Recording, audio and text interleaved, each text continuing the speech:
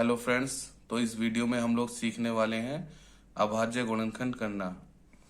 ये टॉपिक बहुत ही इम्पोर्टेंट है क्योंकि ये और भी बहुत सी जगहों पे काम आता है, जैसे कि एलसीएम करना, एचसीएफ करना, या भिन्न वाले जोड़ करना, या भिन्न वाले घटाव करना।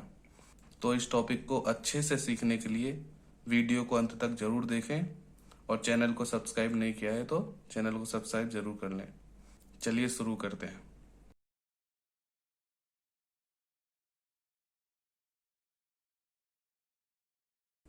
आइए सबसे पहले हम लोग देखते हैं कि इन्हें अभाज्य गुणनखंड क्यों बोलते हैं। अभाज्य का मतलब होता है जो किसी से विभाजित ना होता हो, और गुणनखंड का मतलब होता है गुणा वाले खंड या गुणा वाले पार्ट्स। तो अगर हम किसी संख्या के ऐसे पार्ट्स कर रहे हैं जो किसी से विभाजित नहीं होते, तो ऐसे उस संख्या के ऐसे टुकड़ों को या ऐसे पार्ट्स को हम बोलेंगे गुणनखंड या अभाज्य गुणनखंड। लेकिन उससे पहले हम लोग देखते हैं कि अभाज्य संख्याएं किन्हें कहते हैं। अभाज्य संख्याएं एक से बड़ी वो संख्याएं हैं जो सिर्फ खुद से कटती हैं या फिर एक से कटती हैं, यानी कि या तो फिर खुद से ही विभाजित होंगी या फिर एक से विभाजित होंगी। जैसे कि एक से बड़ी सबसे पहली अभाज्य संख्या कौन सी हो जाएगी? दो। दो खुद से कटता है या सिर्फ एक से कटता है। दूसरी अभाज्य संख्या तीन। और अगली अभाज्य संख्या चार होगी क्या?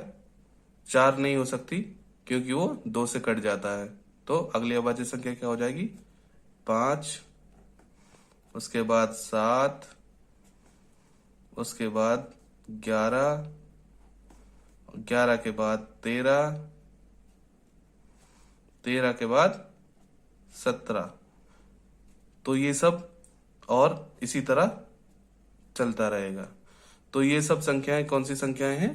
अभाज्य संख्याएं हैं, क्योंकि ये संख्याएं सिर्फ खुद से विभाजित होती हैं या बस एक से विभाजित होती हैं, इसलिए इन संख्याओं को अभाज्य संख्याएं कहते हैं। ठीक है, तो हम लोग अभाज्य गुणनखंड कर रहे हैं। तो आइए अपना पहला एग्जाम्पल देखते हैं अभाज्य गुणनखंड का। तो हमको पहले एग्जाम्पल में क्या करना है कि 120 के अभाज्य गुणनखंड करने हैं। चलिए अब 120 के गुणनखंड करना शुरू करते हैं। 120 को हम लोग देखेंगे कि ये किस संख्या से कटेगा। तो हम क्या करते हैं कि हमको इसको अभाज्य संख्याओं से काटना है, तो सबसे छोटी अभाज्य संख्या से हम लोग शुरुआत करते हैं। तो सबसे पहले देखते हैं कि ये 120 दो से कटता है या नहीं। तो इसके लास्ट में 0 आ रहा है, तो ये दो से कट जाएगा, तो दो से काटते हैं। दो को हम लोग यहाँ पे लिख लेंगे, ठीक है, और दो से 120 में भाग दे देंगे। तो दो छिक्का 12 होता है, 6 यहाँ पे आ जाएगा, बचा 0। 0 में भाग नहीं जा सकता, इसलिए 0 को ऐसे ही लिख लेंगे। अब 60 में भाग देंगे। 60 में फिर से ये दो से कट जाएगा, ठीक है, तो फिर से इसको दो से काटते हैं। दो तिया 6 और 0 का 0। ठीक, अब ये फिर से दो से कट जाएगा क्योंकि अभी भी लास्ट में इसके 0 है, तो फिर से दो से इसको काट देंगे हम। दो एकम दो, यहाँ पे एक आ जाएगा, तो 3 में से 2 गया तो क्या बचेगा? 1। तो 1 को हम लोग इसके आगे लिख लेंगे, सोच लेंगे कि इसके आगे 1 है। तो इस 0 के आगे अगर 1 आ गया तो कितना हो जाएगा? ये 10। तो अब हम 10 में इसका भाग देंगे, तो 2 पंजे 10। अब यहाँ पे 15 बचा। 15 दो से नहीं कटेगा, तो अगली संख्या देखते हैं 3 से कटता है या नहीं। तो 3 से 15 कट जाएगा, तो हम लोग 3 को यहाँ लिखेंगे और 15 को काटेंगे। 3 पंजे 15। 5 बचा, अब ये 5 से कट जाएगा, 5 एकम 5। तो हमको जब तक इसको संख्या को काटते रहना है जब तक कि हमको यहाँ पे 1 ना मिल जाए। तो अब हम लोग 120 को कैसे लिख सकते हैं? 120 को हम लोग लिख सकते हैं 120 बराबर 2 गुणा 2 गुणा 2 गुणा 3 गुणा 5। तो हमको जो ये गुणा के रूप में अभाज्य संख्याएं मिली हैं, इन्हीं को हम क्या कहते हैं? अभाज्य गुणनखंड। ये संख्याएं 120 के अभाज्य गुणनखंड हैं। तो अगर हम इन संख्याओं को, इन टुकड़ों को, इन पार्ट्स को अगर हम आपस में गुणा कर दें तो हमको क्या मिलेगा? अपनी पहली संख्या ही मिल जाएगी जिसके हमने खंड किए हैं। इसलिए हम इसको क्या बोलते हैं? अभाज्य गुणनखंड। चलिए अपना अगला एग्जाम्पल देख लेते हैं। हमारा अगला एग्जाम्पल है 660। तो 660 को हम लोग यहाँ पे लिख लेते हैं। पहले इस तरह से इसको लिख लेंगे और फिर इस संख्या को काटना शुरू करेंगे। तो इसके इकाई के स्थान पर 0 है, इसलिए ये क्या होगा? 2 से कट जाएगी ये। तो हम लोग 2 से काटते हैं।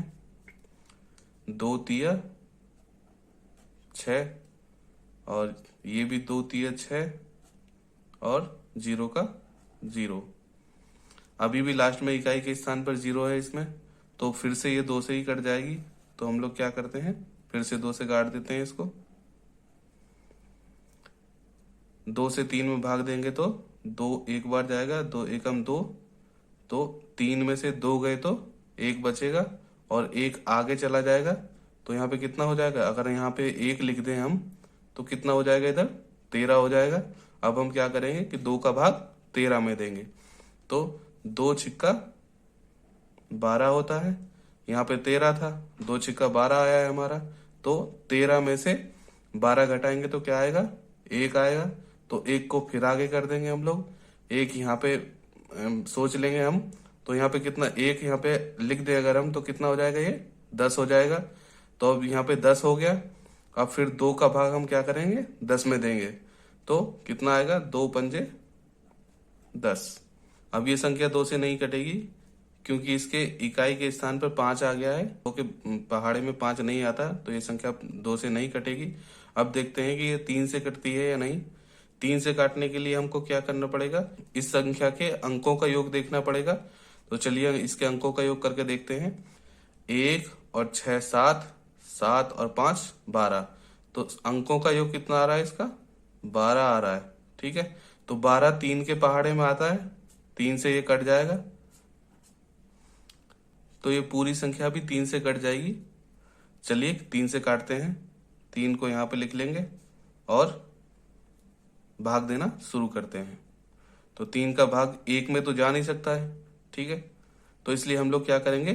6 को भी साथ में ले लेंगे और इसमें दोनों में ही यहाँ तक 3 का भाग देंगे। तो 3 पंजे 15, 5 को यहाँ लिख लेंगे। 3 पंजे 15, 16 में से 15 जाएगा तो 1 बचेगा। 1 को आगे भेज देंगे तो यहाँ पे 1 आ जाएगा। तो कितना हो जाएगा? ये फिर से 15 हो गया। ठीक है, 3 का भाग फिर से 15 में देंगे तो 3 पंजे 15। अब ये संख्या 3 से भी नहीं कटेगी क्योंकि इसके अंकों का योग कितना आ रहा है? 10, और 10 3 के पहाड़े में नहीं आता। तो अब ये किससे कटेगा? 5 से कट जाएगा। इकाई के स्थान पर 5 आ रहा है तो ये 5 से कट जाएगा। तो यहाँ से 5 लिख लेते हैं और 5 से काट देते हैं। 5 एकम 5 और 5 एकम 5, 11 आ गया। 11 खुद ही एक अभाज्य संख्या है जो किसी और से नहीं कटती, तो ये डायरेक्टली खुद से ही कटेगी। तो इसको क्या करेंगे? यहाँ पे 11 से ही काट देंगे। 11 एकम 11। अब यहाँ पे 1 आ गया। अब हमको और काटने की जरूरत नहीं है।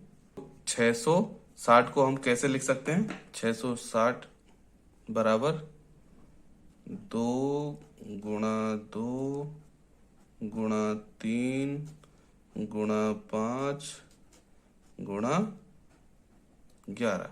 तो 660 के गुणनखंड कितने हो गए? 2 गुणा 2 गुणा 3 गुणा 5 गुणा 11। तो आई होप आप गुणनखंड करना सीख गए होंगे। अगर आपको अभी भी कोई डाउट है तो आप मुझे कमेंट कर सकते हैं। ऐसे ही और वीडियोस देखने के लिए चैनल को सब्सक्राइब जरूर करें। Thank you.